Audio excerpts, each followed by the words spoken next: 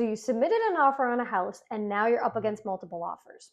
What do you do now? How do you navigate this? I have come across this so many times with clients, and whether they win the offer or lose the offer, I want them to feel good about the process and know that they did everything they could to try for that offer. So here are some things I do when I'm working through multiple offers with my clients. The first is I talk to the listing agent and try to get as much information as I can. Sometimes listing agents will share more than they should. Whether that's in the best interest of the seller or not, my goal is to help the buyer. And so when I'm working with you as a buyer, I want to know, how many other offers are we up against? Is there anything they can share about? Are they cash? Are they financed?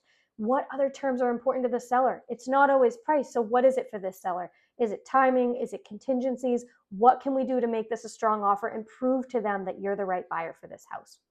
So knowing who you're up against, how many other offers there are, or how competitive we might have to be could give us an edge and an advantage. I also want to know the seller motivation.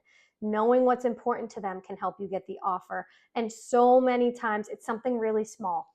Hey, you know what? They don't want to have to get rid of the car in the garage, or it's really difficult for them to move the furniture if you could just keep some of the furnishings, or they're not getting rid of the swing set, or they really have to close in this short time frame. What can you do to accommodate that? Those things make a big difference when you're competing against other people who maybe don't have that information because they didn't ask for it. I also want to know, on a scale from 1 to 10, I've mentioned this in other videos, how badly do you want this house? If you don't feel super motivated to buy the house, we're just not going to be as competitive, because if you lose it, you won't be devastated. But if you feel really strongly that you have to have this house, we're going to go up in price. We're going to make a quicker timeline. We're going to do whatever we can to remove contingencies and make it as easy as possible for the seller to accept it. So your motivation is really going to determine how aggressive we get during this multiple offer situation. There are things like escalation clauses we can use to work the price up while still trying to save you some money and show the seller how motivated you are. Other times that's not the right call. So it really, really comes down to how motivated you are to get this house. We do look at all of the terms. So we look at price, we look at how high your deposits are, we look at making sure that you have a strong team behind you. So you say, hey, my agent, my lender, if needed, my attorney, everybody's picked out and ready to go. We're ready to move quickly and make sure that this goes smoothly. That goes a really long way for a seller who wants to make sure that if it's between you and one other offer and everything else is the same, that you might be the one that will close. That's huge. We also don't want to assume that every other offer is great. When I had multiple offers on one of my most recent listings, not all of the offers were very good.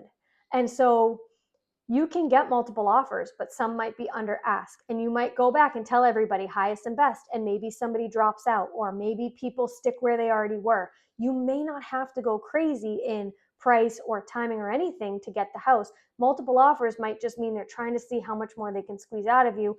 And so we may keep the offer where it was when we first put one in. So that can always be important, that a lot of people miss. You may not have to improve your offer or go super competitive if you don't feel that.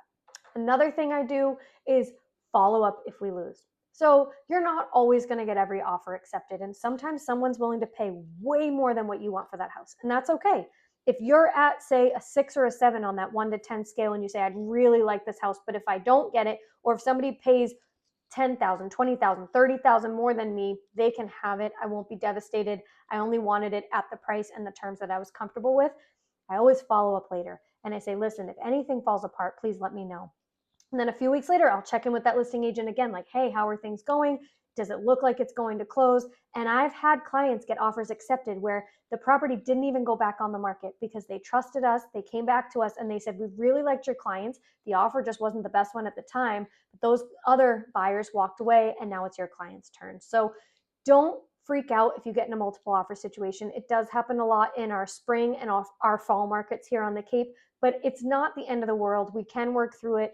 It's really about gathering as much information as possible and then presenting the best offer that you absolutely can. What other things do you think are important in multiple offer situations? How have you felt when you've been up against other offers for a house that you really liked?